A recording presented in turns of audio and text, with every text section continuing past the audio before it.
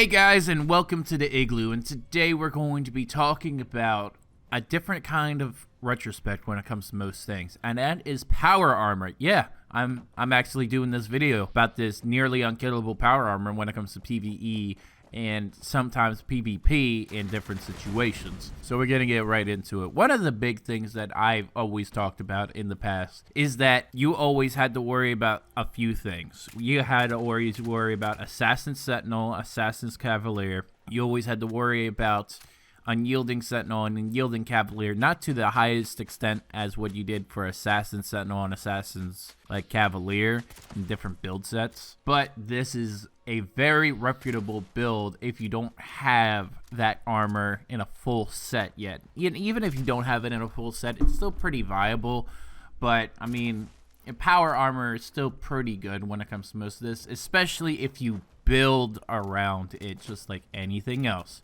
Pure builds are pretty much what rule the world in most of these video games anyway in the first place. So one of the big things that you're going to be noticing is that I have my strength maxed and my agility maxed out, as well as this is not a complete build because of what I've been working on.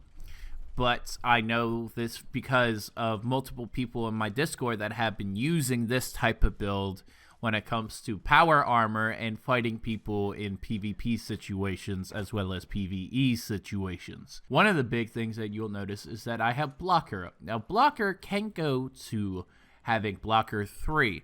Now I would recommend having a difference between a blocker 1 and a blocker 3. A blocker 1 is mainly just for if you're going around, and you can actually block shots as well as not only as anything else that you'd be seeing. So you can actually block the shots and it still registers. It's kind of weird, but it's one of the things that is really good. Incisor is, of course, going to be there for the stagger more than anything else. And same thing for Pain Train 1. These things are highly recommended when you're trying to break somebody out of Sentinel or Cavalier. Now, I have these as 1 because I'm just taking the effect. Of course, yeah, the Master Slugger, Expert Slugger, and then Slugger with Barbarian 3 is needed more than anything else because you're going to be one-shotting these people in this type of build, and people are going to be like, yeah, it's too OP. Well, the Fallout 76 doesn't have separate damage for PvP and PvE, which is dumb, but they should. And this is one of the repercussions to it after the 2-shot explosive nerf, is that you're going to be dealing with people that can 1-shot to 2-shot you in certain builds if they have it, especially in power armor. So you're going to be going to a tank killer. Rifles ignore 12% of armor, but you can also go and what's the other card that you can use? There's another card that has been very viable in this kind of situation, and that is, let me see, it's not Tank Killer, but it is Concentrated Fire. And even if you have a level 1 on that card, you can get around most of the Assassin Sentinels if you just VATS that person. And this will come even further down the line when it comes to targeting people in a VATS build or an invisible person with this kind of setup. So the next thing that you're of course obviously going to need all the time is that you're going to need Adamantium Skeleton 3 and Fireproof 3 to reduce explosive damage when it comes to being shot upon somebody or somebody shoots upon you for that kind of negation. So right now currently we have Barbarian 3 and it's Strength 15. And then we have Fireproof 3 in Endurance category, with having your Endurance at 6 to make it a very viable setup where you can almost negate most damage from explosives. So we're going to be working on the next part, which is going to be very important in this type of subcategory, and that is you got to make sure that you have at least Makeshift Warrior. Makeshift Warrior so that your weapon doesn't break super easily and you can pretty much mindlessly farm at that point. And it's really good. So, a few other things that you're going to need is Action Boy and Action Girl. And that's because you're basing most of this kind of stuff on your action point refresh speed when it comes to getting into your target's sector, taking away damage, as well as a few other things. Evasive 3 is also needed because, again, you're getting as much damage resistance as you possibly can when it comes to this. And any other thing that can help your endurance when you're doing anything else like this, or any kind of chem, any kind of liquor, anything else like that that can boost your endurance while you're doing all this, will even be a huger factor. Marathoner is just because it's a quality of life thing. You're in power armor and you're sprinting sometimes. It sometimes takes a lot. Fusion cores are still super easy to farm, especially if you were either A, server hopping, or B, you just have batteries included. If you want to go down to like makeshift warrior 3 and you want to put like 2 points in that. So yeah, then the main card that's going to be very beneficial when it comes to this, and this is Dodgy. So Dodgy uses your action points. Now, if you have 15 agility, just like it has on a few other builds that I've been working on, this is one of the big things that you are really going to be needing, because it inflicts less damage on your target. So because of all the nerfs on top of everything else, two-shot explosive weapons don't really matter. You don't need to stand still or have a certain prefix or suffix when it comes to you have to stand still or you have to be sprinting. There's no in-between anymore when it comes to this, so it's a general all-purpose. Again, this is not extremely unkillable, but this is a good counter for people that are in Assassin Sentinels, Assassin's Cavalier, and you want to get in their face and they have that explosive weapon. This gives you time to get in their face in order to engage conflict. Now, I like to have White Knight, even after the nerf, like going from 90% to 60%, like it's still a pretty good combination to have, especially in power armor, because power armor is really expensive and you really don't want to be using that. So now we're going to be going to Luck. Now, Luck is Serendipity 3. Now, Serendipity does trigger when you are in PvP, especially in patch 5. I have not tested it yet in patch 6. Now, if it's annoying and it keeps procting in your face in patch 6, then that is a Bethesda problem, and you can't really do anything about it. But it does proc, so it gives you the chance to avoid 45% damage every single time that it procs, especially when it was like that in patch 5. Now, a few other things that we want to be very keen on when it comes to these types of situations is that you want to be, of course, having starch genes, because there's a lot of god tier mutations when it comes to melee builds, as well as you either have strange in numbers with the bodyguard card, or you have lone wanderer with overly generous. So overly generous actually gives a chance based on your luck level to give that player 50 rats. So the reason why I say this is that mid-max like PvP builds are not going to stand a chance, because that is going to proc pretty frequently, and that's if like you can't be able to chew through them with melee damage on top of everything else. So that is going to be a very big factor. So we're going to go on to armor types. Now, again, you can have any armor type, but if you're going for the best for PvP as well as damage absorption, I would go with the T51B, and it's also pretty cheap compared to other repair costs when it comes to the XO1, when it comes to the Ultra Sight version, as well as it's just overall better in a lot of categories. I would highly recommend it. The only thing that it's not really better for is rad resistance, personally.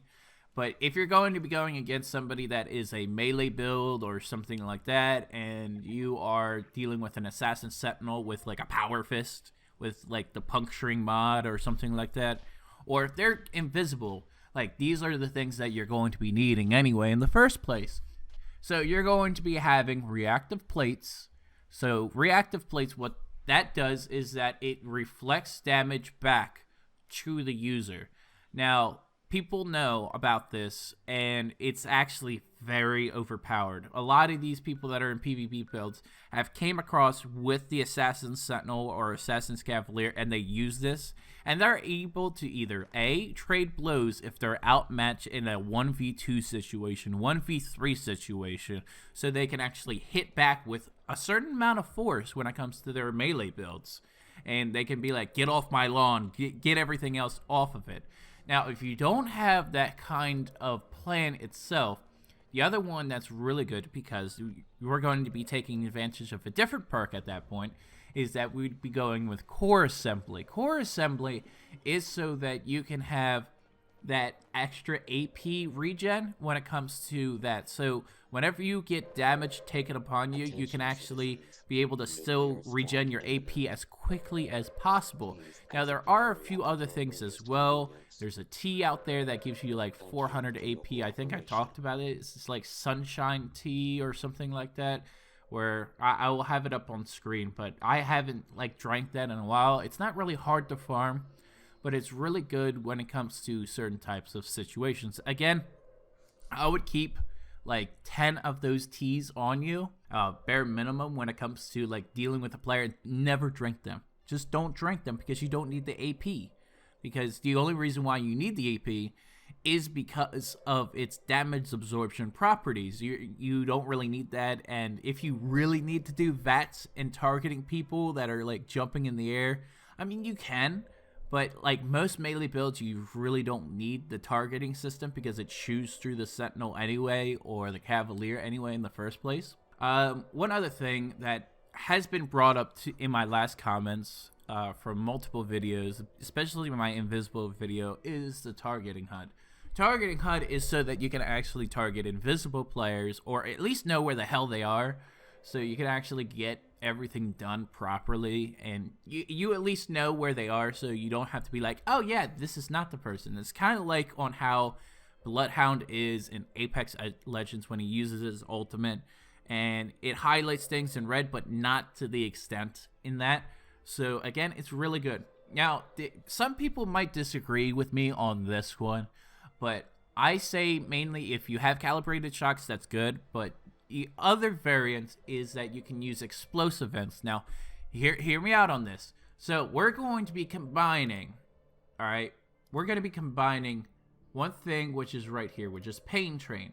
Pain Train actually staggers your enemy and causes them to have damage. So while you are bunny hopping, because you're not going to be standing still in this armor, because you don't need to stand still in power armor. You can be jumping around all over the place. You can be running around to get this person. If you have explosive vents and you're always jumping around and bunny hopping right next to the person in a PvP situation, you're going to be able to not only stagger them while you're running, because running equals to also jumping in the air. So if you start your animation with running and then you jump, it still triggers the explosive vents afterwards when it comes to a PvP situation, and you'll be able to not only have a higher chance of staggering them because you have an area of effect now, but then you will also be able to inflict in that stagger a melee hit once you land, and you're able to achieve that in a certain amount of degree. So again, it's pretty useful when it comes to combination builds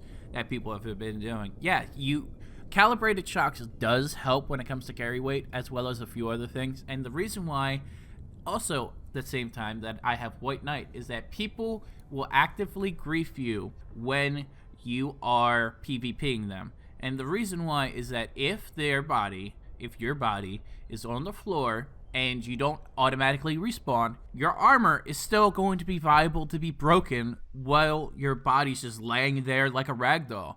So until you respawn, it's not going to help you at all. So again, White Knight is one of the things that you really need, especially if you don't want that armor to be broken in a PvP, PvE situation, because it's just not worth like losing your armor because somebody's trying to grief you on top of everything else. So again, these are all the tools that I've been able to learn, as well as from other things. Even though I do not have it personally at the same time, this is the best build when it comes to versusing Assassin's Sentinel, Assassin's Cavalier builds, ranged builds, and some forms of melee builds. Now again, the cards will change. You can't really do everything in every category, because you can't have like Pain Train 3 with Incisor 3, with Blocker 3, with all the Slugger 3 perks, and Barbarian. Like, it's over 15.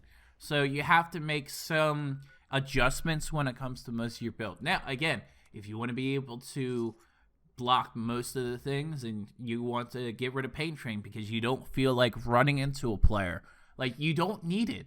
I mean, it's only there for a convenience purpose to elevate your ability to fight people in a diversity level of combat, because again, it's giving you a ability that you would not have prior if you didn't put that card on for power armor.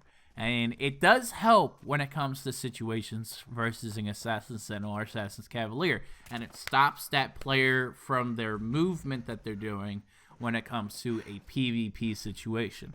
If you guys like this kind of content, please leave a like, subscribe, leave a comment down below. And if you really like this kind of content, please put something in the Patreon if you really want to support this channel. I only have it there if you really want to just even donate $1 or whatever to support the channel, but that's up to you guys. Again, have a good one. My next video is going to be on Apex Legends and a few different bunny hop builds, a few different techniques that are like Tarzan, which is pretty good. I know people have covered this, but I like covering it in my own way as well. So if you really like Apex Legends and you want to know these advanced tips and tricks when it comes to like being able to get out of situations, bob and weave, and be able to get that win so that you can have some fun, I mean, that's going to be my next few videos. I'm still waiting for PvP servers that are going to be coming out. I do not know when PvP servers are coming out for Fallout 76 exactly in